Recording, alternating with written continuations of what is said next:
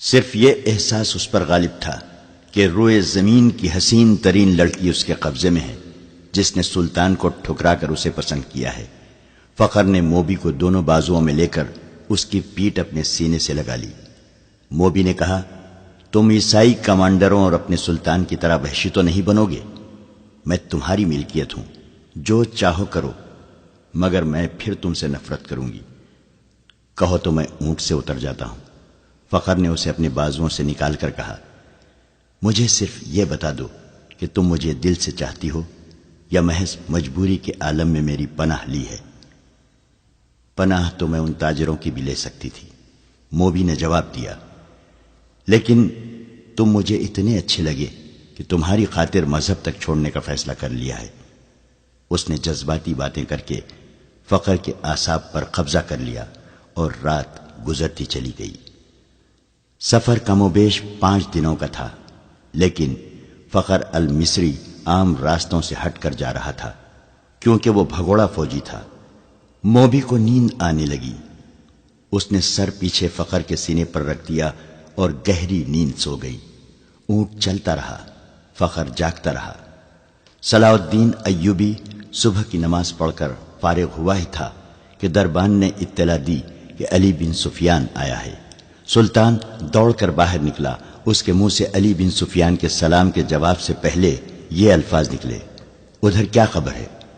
ابھی تک خیریت ہے، علی بن سفیان نے جواب دیا، مگر سوڈانی لشکر میں بے اطمینانی بڑھتی جا رہی ہے۔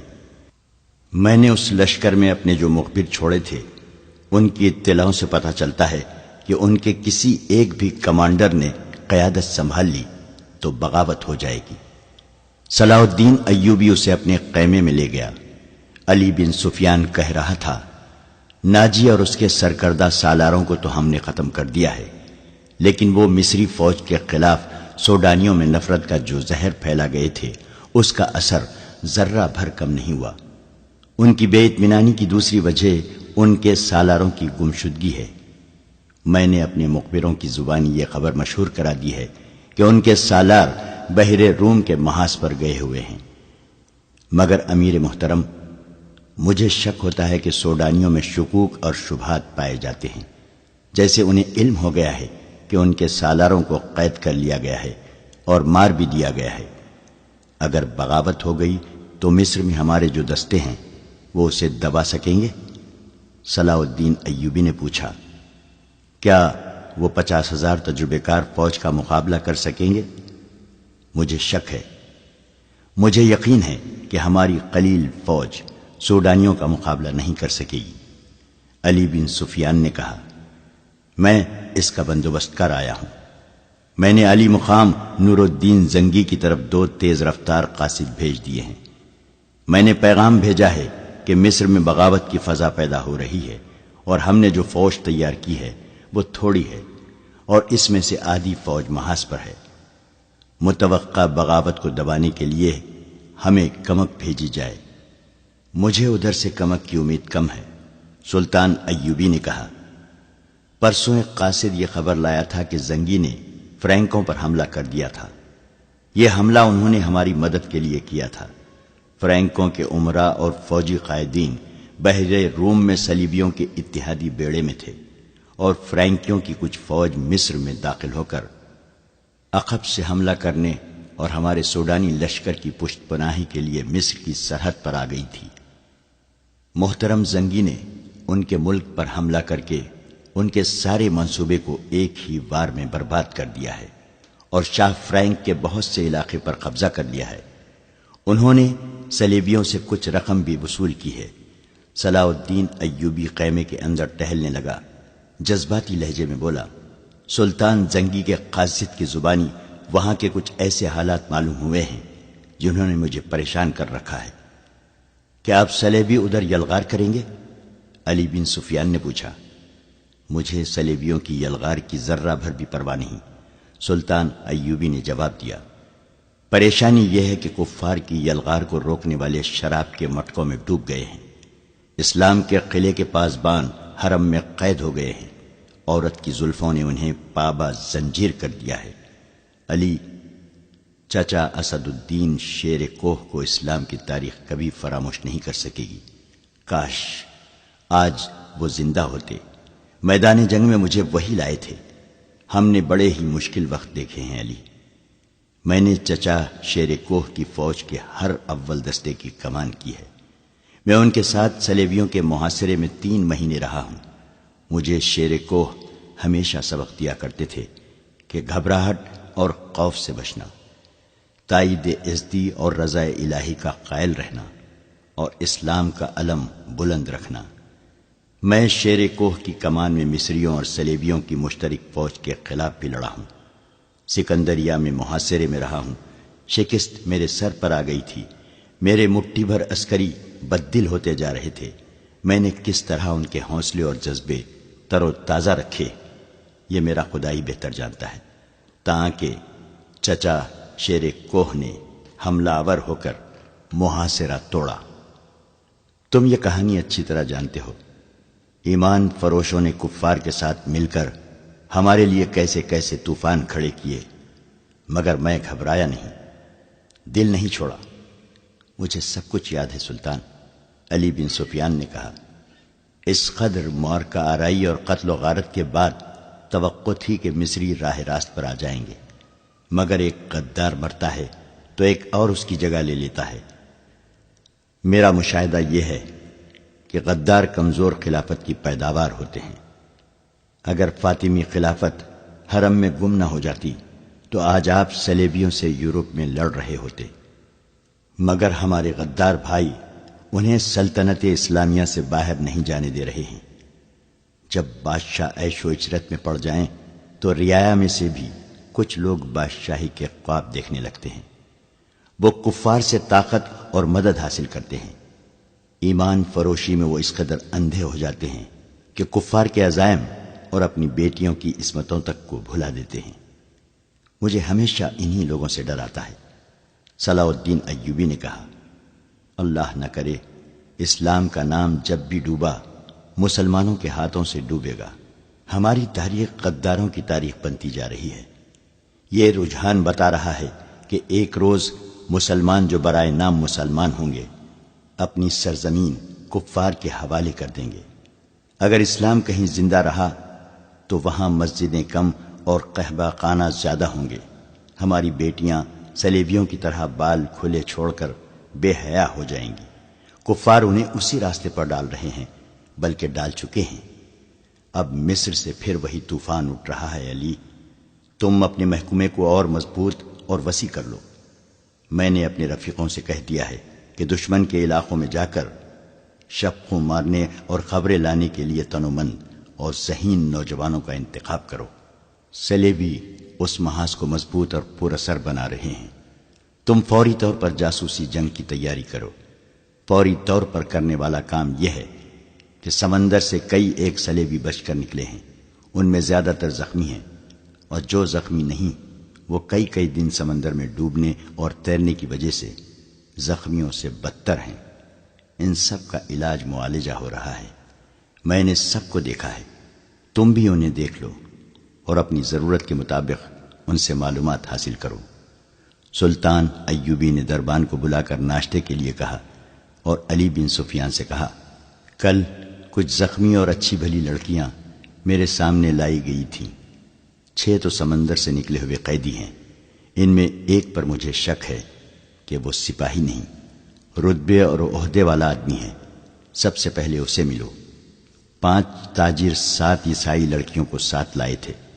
اس نے علی بن سفیان کو لڑکیوں کے متعلق وہی کچھ بتایا جو تاجروں نے بتایا تھا۔ سلطان ایوبی نے کہا، میں نے لڑکیوں کو دراصل حراست میں لے لیا ہے، لیکن انہیں بتایا ہے کہ میں انہیں پناہ میں لے رہا ہوں۔ لڑکیوں کا یہ کہنا کہ وہ غریب گھرانوں کی لڑکیاں ہیں، اور پھر ان کا یہ بیان کہ انہیں ایک جلتے ہوئے جہاز میں سے کشتی میں بٹھا کر سمندر میں اتارا گیا اور کشتی انہیں ساحل پر لے آئی، مجھے شکوک میں ڈال رہا ہے۔ میں نے انہیں الگ خیمے میں رکھا ہے اور سنتری کھڑا کر دیا ہے۔ تم ناشتے کے فوراً بعد اس قیدی اور ان لڑکیوں کو دیکھو۔ آخر میں صلاح الدین ایوبی نے مسکرا کر کہا، کل دن کے وقت ساحل پر ٹہلتے ہوئے مجھ پر ایک تیر چلایا گیا ہے۔ جو میرے پاؤں کے درمیان ریت میں لگا۔ اس نے تیر علی بن سفیان کو دے کر کہا، علاقہ چٹانی تھا، محافظ تلاش اور تعاقب کے لیے بہت دوڑے مگر انہیں کوئی تیر انداز نظر نہیں آیا۔ اس علاقے سے انہیں یہ 5 تاجر ملے جنہیں محافظ میرے پاس لے آئے۔ انہوں نے یہ 7 لڑکیاں بھی میرے حوالے کیں اور چلے گئے۔ اور چلے گئے؟ علی بن سفیان نے حیرت سے کہا، آپ نے انہیں جانے کی اجازت دے دی؟ محافظوں نے ان کے سامان کی تلاشی لی تھی۔ سلطان ایوبی نے کہا، ان سے ایسی چیز برآمد نہیں ہوئی جس سے ان پر شک ہوتا۔ علی بن سفیان تیر کو غور سے دیکھتا رہا اور بولا، سلطان اور سراغ رساں کی نظر میں بڑا فرق ہوتا ہے۔ میں سب سے پہلے ان تاجروں کو پکڑنے کی کوشش کروں گا۔ علی بن سفیان سلطان ایوبی کے خیمے سے باہر نکلا تو دربان نے اسے کہا، یہ کماندار اطلاع لایا ہے کہ کل 7 عیسائی لڑکیاں قید میں آئی تھیں، ان میں سے ایک لاپتہ ہے۔ کیا سلطان کو یہ اطلاع دینا ضروری ہے؟ یہ کوئی اہم واقعہ تو نہیں کہ سلطان کو پریشان کیا جائے۔ علی بن سفیان گہری سوچ میں پڑ گیا۔ کماندار جو اطلاع دینے آیا تھا اس نے علی بن سفیان کے قریب آ کر آہستہ سے کہا، ایک عیسائی لڑکی کا لاپتہ ہو جانا تو اتنا اہم واقعہ نہیں، مگر اہم یہ ہے کہ فخر المصری نام کا کماندار بھی رات سے لاپتہ ہے۔ رات کے سنتریوں نے بتایا ہے کہ وہ لڑکیوں کے خیمے تک گیا تھا، وہاں سے زخمیوں کے خیموں کی طرف گیا اور پھر کہیں نظر نہیں آیا۔ رات وہ گشت پر نکلا تھا۔ علی بن سفیان نے ذرا سوچ کر کہا، یہ اطلاع سلطان تک ابھی نہ جائے۔ رات کے اس وقت کے تمام سنتریوں کو اکٹھا کرو جب فخر گشت پر نکلا تھا۔ اس نے سلطان ایوبی کے محافظ دستے کے کماندار سے کہا کہ کل سلطان کے ساتھ جو محافظ ساحل تک گئے تھے انہیں لاؤ۔ وہ وہیں تھے، چاروں سامنے آ گئے۔ تو علی بن سفیان نے انہیں کہا، کل جہاں تم نے تاجروں اور لڑکیوں کو دیکھا تھا وہاں فوراً پہنچو۔ اگر وہ تاجر ابھی تک وہیں ہیں تو انہیں حراست میں لے لو اور وہیں میرا انتظار کرو، اور اگر جا چکے ہوں تو فوراً واپس آ جاؤ۔ محافظ روانہ ہو گئے تو علی بن سفیان لڑکیوں کے خیمے تک گیا۔ 6 لڑکیاں باہر بیٹھی تھیں اور سنتری کھڑا تھا۔ علی نے لڑکیوں کو اپنے سامنے کھڑا کر کے عربی زبان میں پوچھا، 7ویں لڑکی کہاں ہے؟ لڑکیوں نے ایک دوسرے کے منہ کی طرف دیکھا اور سر ہلائے۔ علی بن سفیان نے کہا، تم سب ہماری زبان سمجھتی ہو۔ لڑکیاں اسے حیران سا ہو کے دیکھتی رہیں۔ علی ان کے چہروں اور ڈیل ڈول سے شک میں پڑ گیا تھا۔ وہ لڑکیوں کے پیچھے جا کھڑا ہوا اور عربی زبان میں کہا، ان لڑکیوں کے کپڑے اتار کر ننگا کر دو اور 12 وحشی قسم کے سپاہی بلا لاؤ۔ تمام لڑکیاں بدک کر پیچھے کو مڑی۔ 2-3 نے بیک وقت بولنا شروع کر دیا۔ وہ عربی زبان بول رہی تھیں، لڑکیوں کے ساتھ تم ایسا سلوک نہیں کر سکتے۔ ایک نے کہا، ہم تمہارے خلاف نہیں لڑیں؟ علی بن سفیان کی ہنسی نکل گئی۔ اس نے کہا، میں تمہارے ساتھ بہت اچھا سلوک کروں گا۔ تم نے جس طرح ایک ہی دھمکی سے عربی بولنی شروع کر دی ہے، اب بغیر کسی دھمکی کے یہ بتا دو کہ 7ویں لڑکی کہاں ہے۔ سب نے لا علمی کا اظہار کیا۔ علی نے کہا، میں اس سوال کا جواب لے کر رہوں گا۔ تم نے سلطان پر ظاہر کیا ہے کہ تم ہماری زبان نہیں جانتی، اب تم ہماری زبان ہماری طرح بول رہی ہو، کیا میں تمہیں چھوڑ دوں گا؟ اس نے سنتری سے کہا، انہیں خیمے کے اندر بٹھا دو۔ رات کے سنتری آ گئے تھے۔ فخر المصری کی گشت کے وقت کے سنتریوں سے علی بن سفیان نے پوچھ گچھ کی۔ آخر لڑکیوں کے خیمے والے سنتری نے بتایا کہ فخر رات اسے یہی کھڑا کر کے زخمیوں کے خیموں کی طرف گیا تھا۔ تھوڑی دیر بعد اسے اس کی آواز سنائی دی، کون ہو تم؟ نیچے آؤ۔ سنتری نے ادھر دیکھا تو اندھیرے میں اسے کچھ بھی نظر نہ آیا۔ سامنے مٹی کے ٹیلے پر اسے ایک آدمی کا سایہ سا نظر آیا اور وہ سایہ وہیں غائب ہو گیا۔ علی بن سفیان فوراً وہاں گیا۔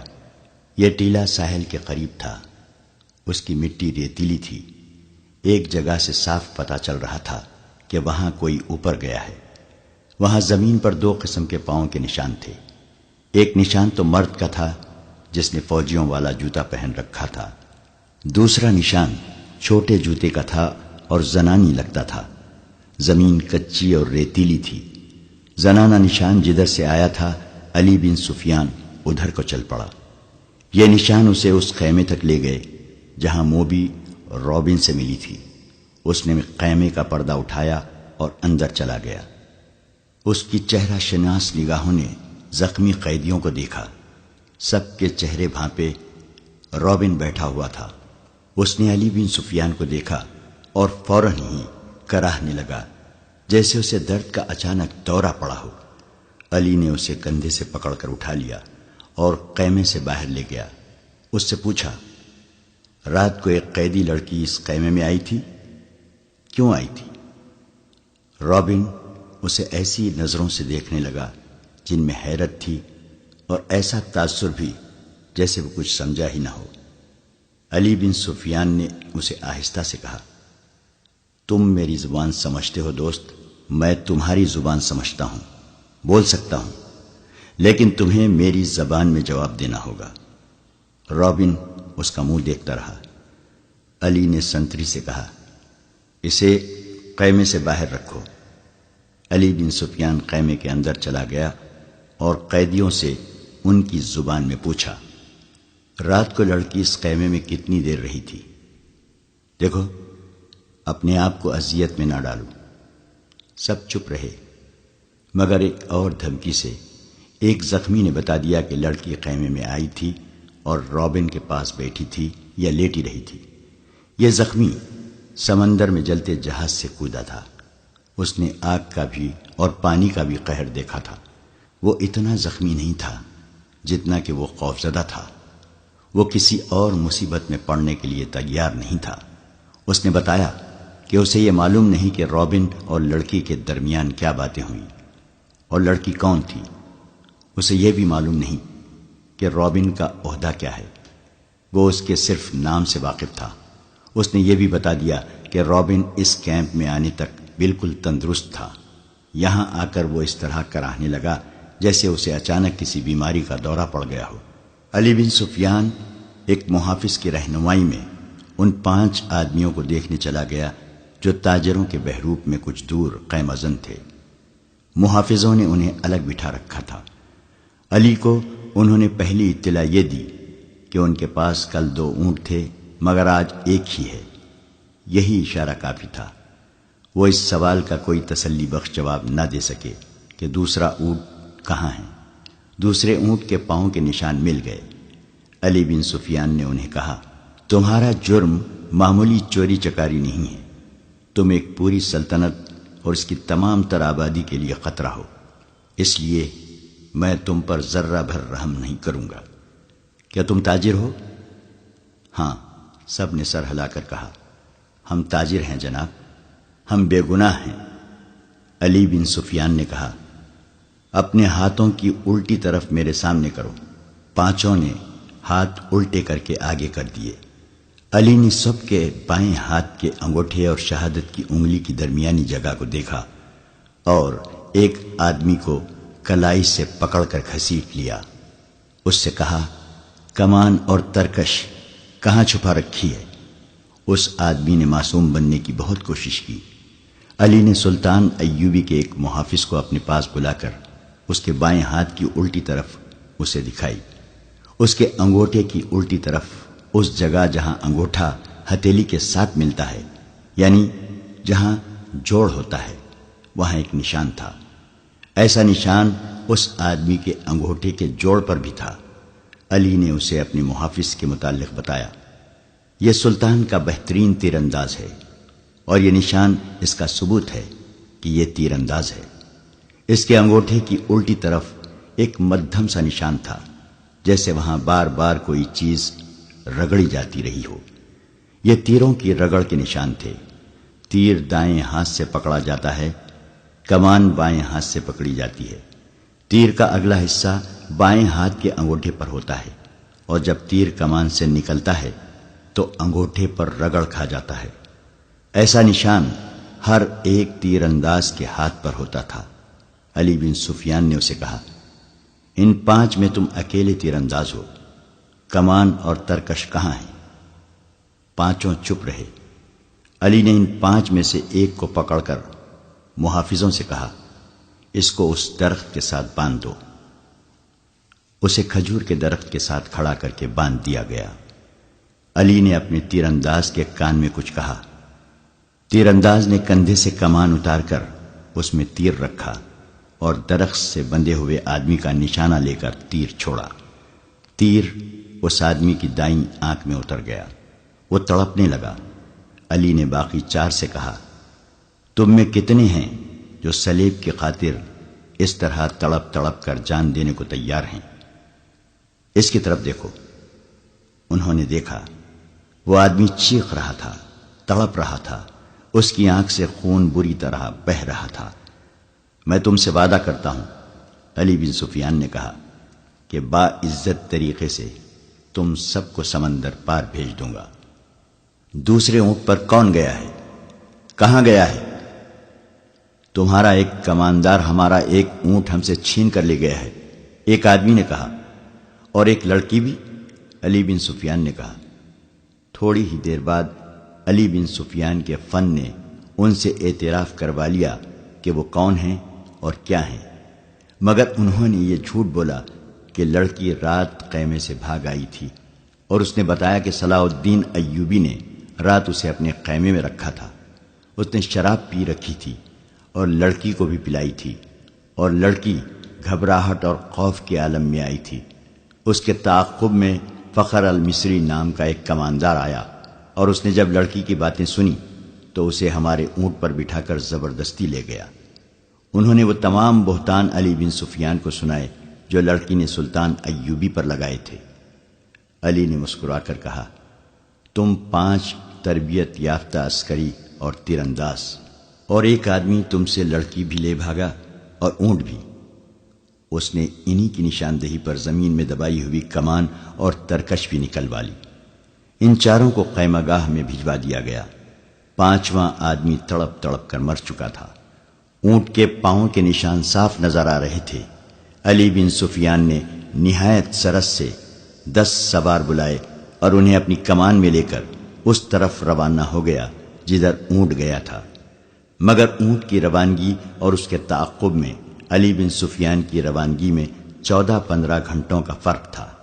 اونٹ تیز تھا اور اسے آرام کی بھی زیادہ ضرورت نہیں تھی۔ اونٹ پانی اور خوراک کے بغیر 6-7 دن تر و تازہ رہ سکتا ہے۔ اس کے مقابلے میں گھوڑوں کو راستے میں کئی بار آرام، پانی اور خوراک کی ضرورت تھی۔ ان عناصر نے تعاقب ناکام بنا دیا۔ اونٹ نے 14-15 گھنٹوں کا فرق پورا نہ ہونے دیا۔ فخر المصری نے تعاقب کے پیش نظر قیام بہت کم کیا تھا۔ علی بن سفیان کو راستے میں صرف ایک چیز ملی، یہ ایک تھیلا تھا۔ اس نے رک کر تھیلا اٹھایا، کھول کر دیکھا، اس میں کھانے پینے کی چیزیں تھیں۔ اسی تھیلے میں ایک اور تھیلا تھا، اس میں بھی وہی چیزیں تھیں۔ علی بن سفیان کے سونگنے کی تیز حس نے اسے بتا دیا کہ ان اشیاء میں حشیش ملی ہوئی ہے۔ راستے میں اسے 2 جگہ ایسے آثار ملے تھے جن سے پتہ چلتا تھا کہ یہاں اونٹ رکا ہے اور سوار یہاں بیٹھے ہیں۔ کھجوروں کی گٹلیاں، پھلوں کے بیج اور چھلکے بھی بکھرے ہوئے تھے۔ تھیلے نے اسے شک میں ڈال دیا۔ اس کے ذہن میں یہ شک نہ آیا کہ فخر المصری کو حشیش کے نشے میں لڑکی اپنے محافظ کے طور پر ساتھ لے جا رہی ہے۔ تاہم اس نے تھیلا اپنے پاس رکھا، مگر تھیلے کی تلاشی اور قیام نے وقت ضائع کر دیا تھا۔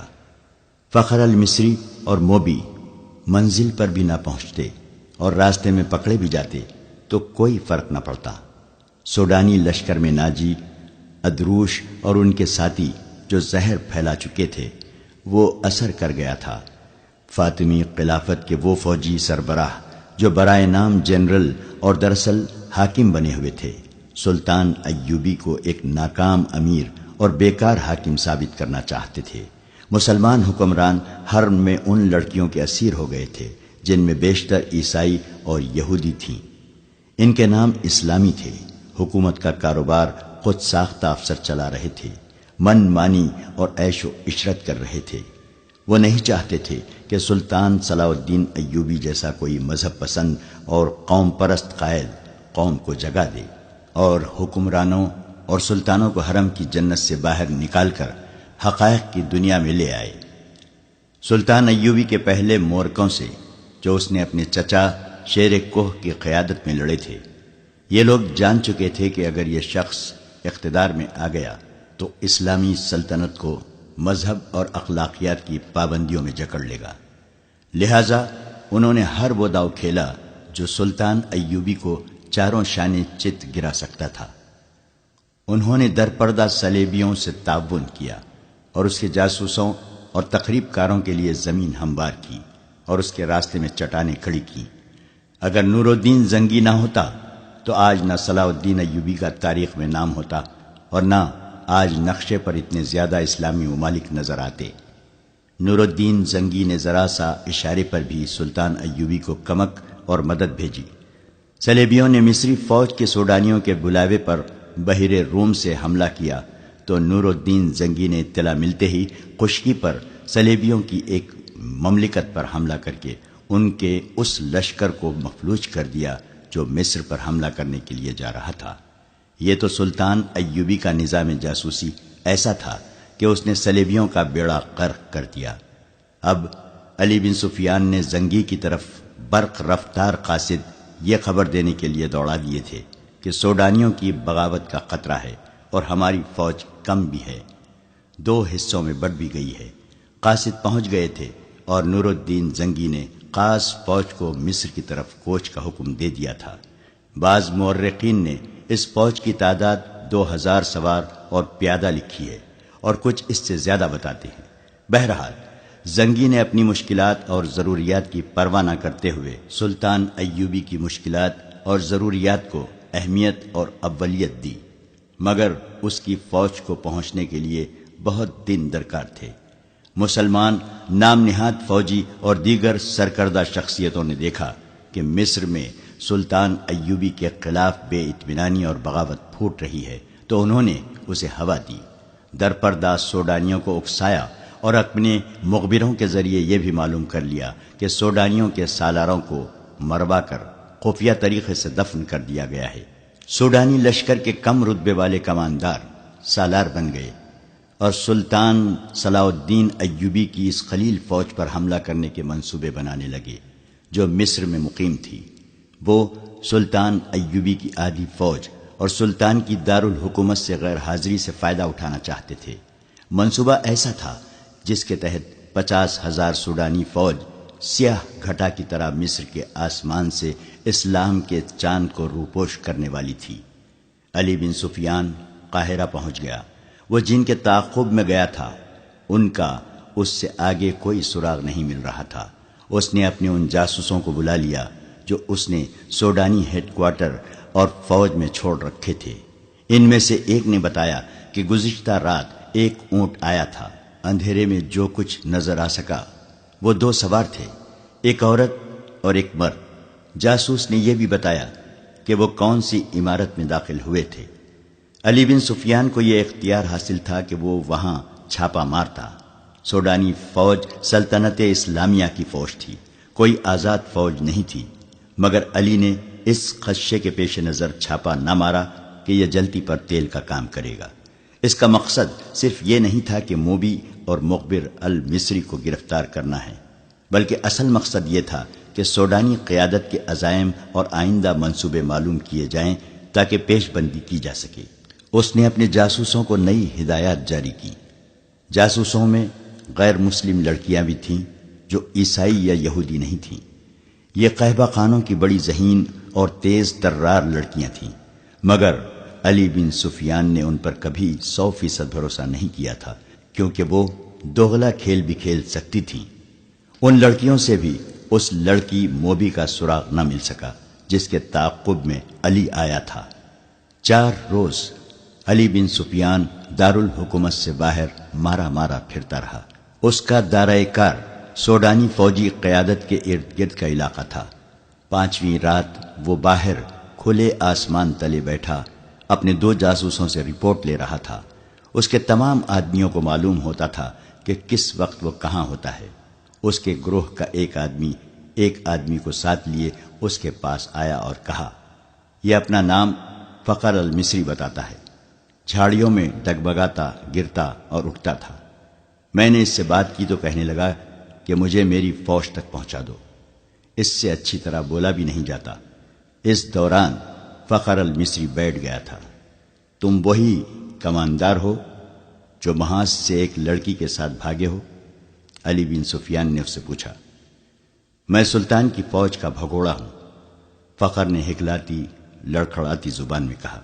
سزائے موت کا حقدار ہوں، لیکن میری پوری بات سن لے ورنہ تم سب کو سزائے موت ملے گی۔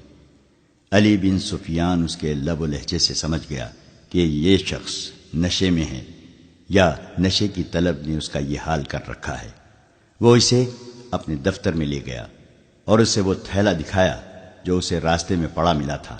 پوچھا، یہ تھیلا تمہارا ہے اور تم اس سے یہ چیزیں کھاتے رہے ہو؟ ہاں، فخر المصری نے جواب دیا، وہ مجھے اسی سے کھلاتی تھی۔ اس کے سامنے وہ تھیلا بھی پڑا تھا جو تھیلے کے اندر سے نکلا تھا۔ علی نے اس میں سے چیزیں نکال کر سامنے رکھ لی۔ فخر نے یہ چیزیں دیکھیں تو جھپٹ کر مٹھائی کی قسم کا ایک ٹکڑا اٹھا لیا۔ علی نے جھپٹ کر اس کے ہاتھ پر اپنا ہاتھ رکھ دیا۔ فخر نے بے تابی سے کہا، خدا کے لیے مجھے یہ کھانے دو، میری جان اور روح اسی میں ہے۔ مگر علی نے اس سے وہ ٹکڑا چھین لیا اور اس سے کہا، مجھے ساری واردات سناؤ، پھر یہ ساری چیزیں اٹھا لینا۔ فخر المصری نڈھال اور بے جان ہوا جا رہا تھا۔ علی بن سفیان نے اسے ایک سفوف کھلا دیا جو حشیش کا توڑ تھا۔ فخر نے اسے تمام تر واقعہ سنا دیا کہ وہ کیمپ سے لڑکی کے تعاقب میں کس طرح گیا تھا۔ تاجروں نے اسے قہوہ پلایا تھا جس کے اثر سے وہ کسی اور ہی دنیا میں جا پہنچا تھا۔ تاجروں یعنی صلیبی جاسوسوں نے اس سے جو باتیں کی تھی وہ بھی اس نے بتائیں، اور پھر لڑکی کے ساتھ اس نے اونٹ پر جو سفر کیا تھا وہ اس طرح سنایا کہ وہ مسلسل چلتے رہے۔ اونٹ نے بڑی اچھی طرح ساتھ دیا۔ رات کو وہ تھوڑی دیر قیام کرتے تھے۔ لڑکی اسے کھانے کو دوسرے تھیلے میں سے چیزیں دیتی تھی۔ وہ اپنے آپ کو بادشاہ سمجھتا تھا۔ لڑکی نے اسے اپنی محبت کا یقین دلایا اور شادی کا وعدہ کیا تھا، اور شرط یہ رکھی تھی کہ وہ اسے سوڈانی کمانداروں کے پاس پہنچا دے۔ وہ راستے میں ہی لڑکی کو شادی کے بغیر بیوی بنانے کی کوشش کرتا رہا، لیکن لڑکی اسے اپنی باہوں میں لے کر پیار اور محبت سے ایسے ارادے اور خواہش کو مار دیتی۔ فخری نے محسوس تک نہ کیا کہ لڑکی اسے حشیش اور اپنے حسن و شباب کے قبضے میں لیے ہوئے ہے۔ تیسرے پڑاؤ میں جب انہوں نے کھانے پینے کے لیے اونٹ روکا تو تھیلا غائب پایا جو اونٹ کے دوڑنے سے کہیں گر پڑا تھا۔ لڑکی نے اسے کہا کہ واپس چل کر تھیلا ڈھونڈ لیتے ہیں، لیکن فخر المصری نے کہا کہ وہ بھگوڑا فوجی ہے، خدشہ ہے کہ اس کا تعاقب ہو رہا ہوگا۔ لڑکی ضد کرنے لگی کہ تھیلا ضرور ڈھونڈیں گے۔ فخر نے اسے یقین دلایا کہ بھوکا مرنے کا کوئی خطرہ نہیں، راستے میں کسی آبادی سے کچھ کھا لیں گے۔ مگر لڑکی آبادی کے قریب جانا نہ چاہتی تھی اور کہتی تھی کہ واپس چلو۔ فخر المصری نے اسے زبردستی اونٹ پر بٹھا لیا اور اس کے پیچھے بیٹھ کر اونٹ کو اٹھایا اور دوڑا دیا۔ وہ سفر کی تیسری رات تھی۔ اگلی شام وہ شہر سے باہر سوڈانیوں کے ایک کماندار کے ہاں پہنچ گئے، مگر فخر المصری اپنے سر کے اندر ایسی بے چینی محسوس کرنے لگا جیسے کھوپڑی میں کیڑے رینگ رہے ہوں۔ آہستہ آہستہ وہ حقیقی دنیا میں آ گیا۔ وہ سمجھ نہ سکا کہ یہ حشیش نہ ملنے کا اثر ہے۔ اس کی تصوراتی بادشاہی اور ذہن میں بسائی ہوئی جنت تھیلے میں کہیں ریگزار میں گر گئی تھی۔ لڑکی نے اس کے سامنے کماندار کو صلیبیوں کا پیغام دیا اور اسے بغاوت پر اکسایا۔ فخر پاس بیٹھا سنتا رہا۔ اس کے ذہن میں کیڑے بڑے ہو کر تیزی سے رینگنے لگے۔ نشہ اتر چکا تھا۔ اسے یاد آنے لگا کہ وہ محاذ سے بھاگ آیا ہے۔ لڑکی موبی کو یہی خوش فہمی ہوگی کہ فخر پر نشہ طاری ہے، چنانچہ اس نے بے خوف و خطر کاماندار سے یہ بھی کہہ دیا کہ سلطان ایوبی اور علی بن سفیان کے درمیان یہ غلط فہمی پیدا کرنی ہے کہ وہ ظاہری طور پر نیک بنتے پھرتے ہیں مگر عورت اور شراب کے دل دادا ہیں۔ ان کی اس طویل گفتگو میں بغاوت کی باتیں بھی ہوئیں۔ اس وقت تک فخر المصری پوری طرح بیدار ہو چکا تھا، لیکن سر کے اندر کی بے چینی اسے بہت پریشان کر رہی تھی۔ لڑکی نے کماندار سے کہا کہ اگر بغاوت کرنی ہے تو وقت ضائع نہ کریں، سلطان ایوبی محاذ پر ہے اور الجھا ہوا ہے۔ لڑکی نے یہ جھوٹ بولا کہ سلیبی 3-4 دنوں بعد دوسرا حملہ کرنے والے ہیں۔ سلطان ایوبی کو یہاں سے بھی فوج محاذ پر بلانی پڑے گی۔ کماندار نے لڑکی کو بتایا کہ 6-7 دنوں تک سوڈانی لشکر یہاں کی فوج پر حملہ کر دے گا۔ فخر یہ ساری باتیں سنتا رہا۔ آدھی رات کے بعد اسے الگ کمرے میں بھیج دیا گیا جہاں اس کے سونے کا انتظام تھا۔ لڑکی اور کماندار دوسرے کمرے میں رہے۔ درمیان میں دروازہ تھا جو بند کر دیا گیا۔ اسے نیند نہیں آ رہی تھی۔ اس نے دروازے کے ساتھ کان لگائے تو اسے ہنسی کی آوازیں سنائی دی۔ پھر لڑکی کے یہ الفاظ سنائی دیے، اسے حشیش کے زور پر یہاں تک لائی ہوں اور اس کی محبوبہ بنی رہی ہوں۔ مجھے ایک محافظ کی ضرورت تھی۔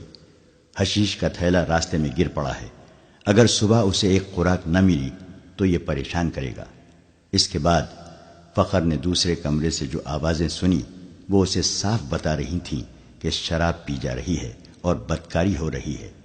بہت دیر بعد اسے کماندار کی آواز سنائی دی، یہ آدمی اب ہمارے لیے بیکار ہے، اسے قید میں ڈال دیتے ہیں یا ختم کرا دیتے ہیں۔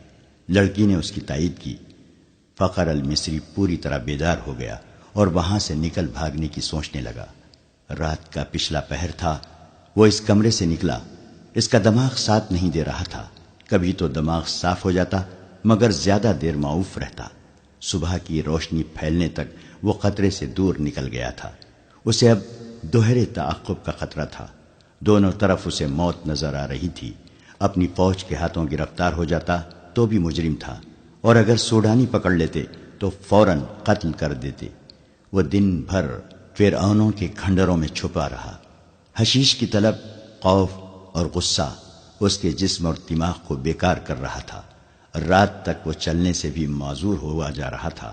پھر اسے یہ بھی احساس نہ رہا کہ دن ہے یا رات، وہ کہاں ہے۔ اس کے دماغ میں یہ ارادہ بھی آیا کہ اس عیسائی لڑکی کو جا کر قتل کر دے۔ یہ سوچ بھی آئی کہ اونٹ یا گھوڑا مل جائے اور وہ محاذ پر سلطان ایوبی کے قدموں میں جا گرے، مگر جو بھی سوچ آتی تھی اس پر اندھیرا چھا جاتا تھا جو اس کی آنکھوں کے سامنے آ کر ہر چیز تاریک کر دیتا تھا۔ اسی حالت میں اسے یہ آدمی ملا۔ وہ چونکہ جاسوس تھا اس لیے تربیت کے مطابق اس نے فخر المصری کے ساتھ دوستی اور ہمدردی کی باتیں کی اور اسے علی بن سفیان کے پاس لے آیا۔ تصدیق ہو گئی کہ سوڈانی لشکر حملہ اور بغاوت کرے گا اور یہ کسی بھی لمحے ہو سکتا ہے۔ علی بن سفیان سوچ رہا تھا کہ مقامی کمانڈروں کو فوراً چوکنا کرے اور سلطان ایوبی کو اطلاع دے، مگر وقت ضائع ہونے کا خطرہ تھا۔ اتنے میں اسے پیغام ملا کہ سلطان صلاح الدین ایوبی بلا رہے ہیں۔ وہ حیران ہو کر چل پڑا کہ سلطان کو تو وہ محاذ پر چھوڑ آیا تھا۔ وہ سلطان ایوبی سے ملا تو سلطان نے بتایا، مجھے اطلاع مل گئی تھی کہ ساحل پر سلیبی جاسوسوں کا ایک گروہ موجود ہے اور ان میں سے کچھ ادھر بھی آ گئے ہوں گے۔ محاذ پر میرا کوئی کام نہیں رہ گیا تھا۔ میں کمان اپنے رفیقوں کو دے کر یہاں آ گیا۔ دل اس قدر بے چین تھا کہ میں یہاں بہت بڑا خطرہ محسوس کر رہا تھا۔ یہاں کی کیا خبر ہے؟ علی بن سفیان نے اسے ساری خبر سنا دی اور کہا، اگر آپ چاہیں تو میں زبان کا ہتھیار استعمال کر کے بغاوت کو روکنے کی کوشش کروں یا سلطان زنگی کی مدد آنے تک ملتوی کرا دوں۔ میں جاسوسوں کو ہی استعمال کر سکتا ہوں۔ ہماری فوج بہت کم ہے، حملے کو نہیں روک سکے گی۔ سلطان ایوبی ٹہلنے لگا۔ اس کا سر جھکا ہوا تھا۔ وہ گہری سوچ میں کھو گیا تھا اور علی بن سفیان اسے دیکھ رہا تھا۔ سلطان نے رک کر کہا، ہاں علی، تم اپنی زبان اور اپنے جاسوس استعمال کرو، لیکن حملے کو روکنے کے لیے نہیں، بلکہ حملے کے حق میں۔ سوڈانیوں کو حملہ کرنا چاہیے، مگر رات کے وقت جب ہماری فوج خیموں میں سوئی ہوئی ہوگی۔ علی بن سفیان نے حیرت سے سلطان کو دیکھا۔ سلطان نے کہا، یہاں کے تمام کمانداروں کو بلوا لو اور تم بھی آ جاؤ۔ سلطان ایوبی نے علی بن سفیان کو یہ ہدایت بڑی سختی سے دی، سب کو یہ بتا دینا کہ میرے متعلق ان کے سوا کسی کو معلوم نہ ہو سکے کہ میں محاذ سے یہاں آ گیا ہوں۔ سوڈانیوں سے میری یہاں موجودگی کو پوشیدہ رکھنا بے حد ضروری ہے۔ میں بڑی احتیاط سے خفیہ طریقے سے آیا ہوں۔ 3 راتیں بعد قاہرہ تاریک رات کے آغوش میں گہری نیند سویا ہوا تھا۔ 1 روز پہلے قاہرہ کے لوگوں نے دیکھا تھا کہ ان کی فوج جو مصر سے تیار کی گئی تھی شہر سے باہر جا رہی ہے۔ انہیں بتایا گیا تھا کہ فوج جنگی مشق کے لیے شہر سے باہر گئی ہے۔ نیل کے کنارے جہاں ریتیلی چٹانیں اور ٹیلے ہیں، وہاں دریا اور ٹیلوں کے درمیان فوج نے جا کر خیمے گاڑ دیے تھے۔ فوج پیادہ بھی تھی، سوار بھی۔ رات کا پہلا نصف گزر رہا تھا کہ قاہرہ کے سوئے ہوئے باشندوں کو دور قیامت کا شور سنائی دیا۔ گھوڑوں کے سرپٹ بھاگنے کی آوازیں بھی سنائی دی۔ سوئے ہوئے لوگ جاگ اٹھے۔ وہ سمجھے کہ فوج جنگی مشق کر رہی ہے، مگر شور قریب آتا اور بلند ہوتا گیا۔ لوگوں نے چھتوں پر چڑھ کر دیکھا، آسمان لال سرخ ہو رہا تھا۔ بعض نے دیکھا کہ دور دریائے نیل سے آگ کے شعلے اٹھتے اور تاریک رات کا سینہ چاک کرتے، خشکی پر کہیں گرتے تھے۔ پھر شہر میں سینکڑوں سرپٹ دوڑتے گھوڑوں کے ٹاپو سنائی دیے۔ شہر والوں کو ابھی معلوم نہیں تھا کہ یہ جنگی مشق نہیں، باقاعدہ جنگ ہے۔ جو آگ لگی ہوئی ہے اس میں سوڈانی لشکر کا خاصا بڑا حصہ زندہ چل رہا ہے۔ یہ سلطان صلاح الدین ایوبی کی ایک بے مثال چال تھی۔ اس نے دارالحکومت میں مقیم قلیل فوج کو دریائے نیل اور ریتیلے ٹیلوں کے درمیان وسیع میدان میں خیمہ زن کر دیا تھا۔ علی بن سفیان نے اپنے فن کا مظاہرہ کیا تھا۔ اس نے سوڈانی لشکر میں اپنے آدمی بھیج کر بغاوت کی آگ بھڑکا دی تھی۔ اس کے کمانداروں سے یہ فیصلہ کروا لیا تھا کہ رات کو جب سلطان کی فوج گہری نیند سوئی ہوئی ہوگی اس پر سوڈانی فوج حملہ کر دے گی اور صبح تک ایک ایک سپاہی کا سپاہیا کر کے دارالحکومت پر بے خوف و خطر قابض ہو جائے گی، اور سوڈانی فوج کا دوسرا حصہ بحیرہ روم کے ساحل پر مقیم فوج پر حملہ کرنے کے لیے روانہ کر دیا جائے گا۔ اس فیصلے اور منصوبے کے مطابق سوڈانی فوج کا ایک حصہ نہایت خفیہ طریقے سے رات کو بحیرہ روم کے محاذ کی طرف روانہ کر دیا گیا، اور دوسرا حصہ دریائے نیل کے کنارے خیمہ زن فوج پر ٹوٹ پڑا۔ اس فوج نے سیلاب کی طرح 1 میل وسعت میں پھیلی ہوئی خیمہ گاہ پر حلہ بول دیا اور بہت ہی تیزی سے اس علاقے میں پھیل گئی۔ اچانک خیموں پر آگ کے تیر اور تیل میں بھیگے ہوئے کپڑوں کے جلتے گولے برسنے لگے۔ نیل بھی آگ برسانے لگا۔ خیموں کو آگ لگ گئی اور شعلے آسمان تک پہنچنے لگے۔ سوڈانی فوج کو خیموں میں سلطان ایوبی کی فوج کا نہ کوئی سپاہی ملا، نہ کوئی گھوڑا ملا، نہ کوئی گھوڑ سوار۔ اس فوج کو وہاں تمام خالی خیمے ملے، کوئی مقابلے کے لیے نہ اٹھا، اور اچانک آگ ہی آگ پھیل گئی۔ انہیں معلوم نہ تھا کہ سلطان ایوبی نے رات کے پہلے پہر خیموں سے اپنی فوج کو نکال کر ریتیلے ٹیلوں کے پیچھے چھپا دیا تھا اور خیموں میں خشک گھاس کے ڈھیر لگوا دیے تھے۔ خیموں پر اور اندر بھی تیل چھڑک دیا تھا۔ اس نے کشتیوں میں چھوٹی منجنیقیں رکھوا کر شام کے بعد ضرورت کی جگہ بھجوا دی تھی۔ جو ہی سوڈانی فوج خیمہ گاہ میں آئی، سلطان کی چھپی ہوئی فوج نے آگ والے تیر اور نیل سے کشتیوں میں رکھی ہوئی منجنیقوں نے آگ کے گولے پھینکنے شروع کر دیے۔ خیموں کو آگ لگی تو گھاس اور تیل نے وہاں دوزخ کا منظر بنا دیا۔ سوڈانیوں کے گھوڑے اور پیادہ سپاہیوں کو روندنے لگے۔ سپاہیوں کے لیے آگ سے نکلنا ناممکن ہو گیا۔ چیخوں نے آسمان کا جگر چاک کر دیا۔ اس قدر آگ نے رات کو دن بنا دیا۔ سلطان ایوبی کی مٹھی بھر فوج نے آگ میں جلتی سوڈانیوں کی فوج کو گھیرے میں لے لیا۔ جو آگ سے بچ کر نکلتا تھا وہ تیروں کا نشانہ بن جاتا تھا۔ جو فوج بچ گئی وہ بھاگ نکلی۔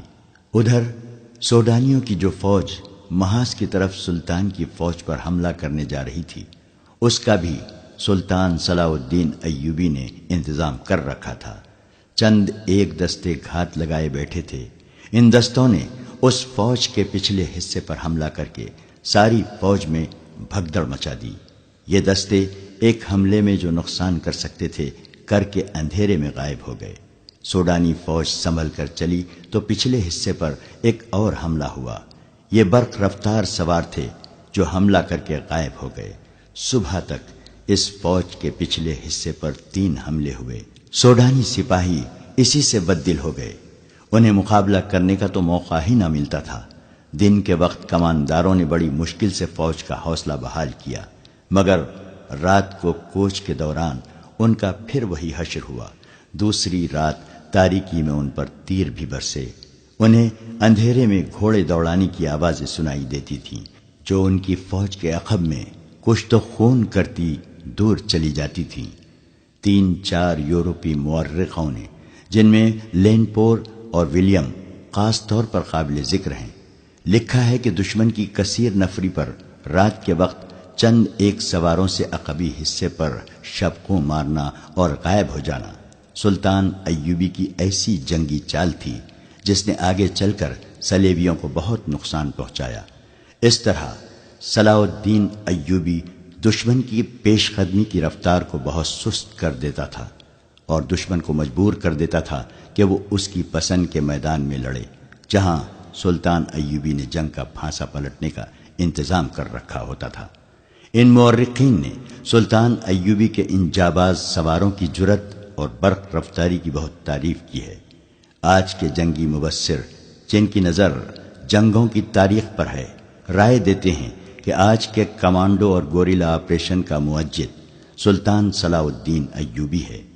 وہ اس طریقے جنگ سے دشمن کے منصوبے درہم برہم کر دیا کرتا تھا۔ سوڈانیوں پر اس نے یہی طریقہ آزمایا اور صرف 2 راتوں کے بار بار کے شبقوں سے اس نے سوڈانی سپاہیوں کا لڑنے کا جذبہ ختم کر دیا۔ اس کی قیادت میں کوئی دماغ نہ تھا۔ یہ قیادت فوج کو سنبھال نہ سکی۔ اس فوج میں علی بن سفیان کے بھی آدمی سوڈانی سپاہیوں کے بھیس میں موجود تھے۔ انہوں نے یہ افواہ پھیلا دی کہ عرب سے ایک لشکر آ رہا ہے جو انہیں کاٹ کر رکھ دے گا۔ انہوں نے بددلی اور فرار کا رجحان پیدا کرنے میں پوری کامیابی حاصل کی۔ فوج غیر منظم ہو کر بکھر گئی۔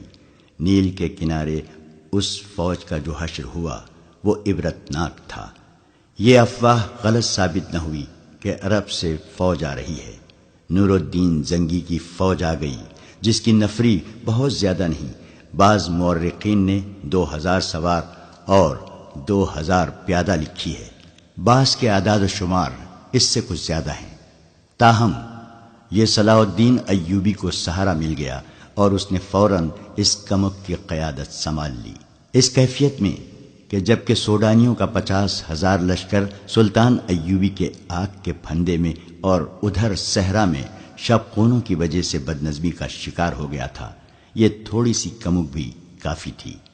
سلطان ایوبی اس کمک سے اور اپنی فوج سے سوڈانیوں کا قتل عام کر سکتا تھا، لیکن اس نے ڈپلومیسی سے کام لیا۔